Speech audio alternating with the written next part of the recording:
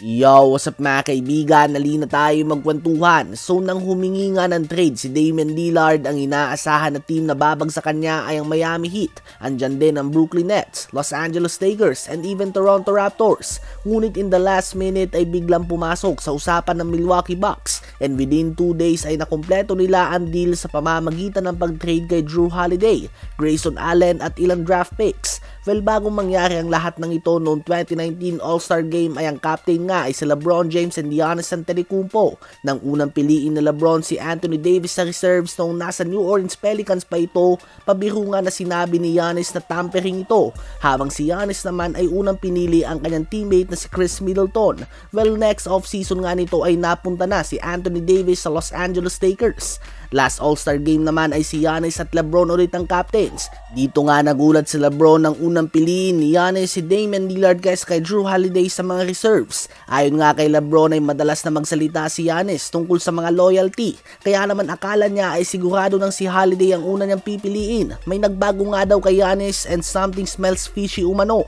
So ayun nga po mga kaibigan, tila ba naamoy na nga ni LeBron ang pag-trade na ito bago pa man maganap. Ganun pa man, ayon nga sa iba't ibang sources tulad nila Woj ng ESPN at Shams and The Athletic, ay walang kinalaman ang two-time MVP sa trade na ito. In fact ay hindi nga daw pinaalam ng Milwaukee Bucks front office na niluluto na nila ang trade na ito upang maiwasan ng conflict, dahil tiyak nga daw na hindi gugustuhin ni Giannis na matrade ang kanyang kaibigan na si Jrue Holiday.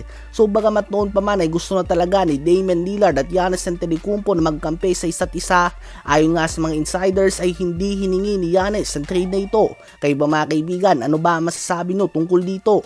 Ngayon ay tumungo naman tayo kay James Harden. So ngayon nga mga kaibigan ay tuloy pa din na pinipwersa ni Harden ang kanyang sarili na matrade o malipat ng team. Ayaw na nga niya maglaro ba para sa Philadelphia 76ers. Well, ayon sa mga former NBA players Kevin Garnett, Paul Pierce, Matt Barnes, and Steven Jackson, ay dapat na mag-ingat na nga daw si James Harden dahil hindi na siya kailangan ng NBA. Hindi na nga daw siya yung tulad ng dati na MVP caliber. Magaling pa din nga daw ito, ngunit hindi na siya kailangan ng liga.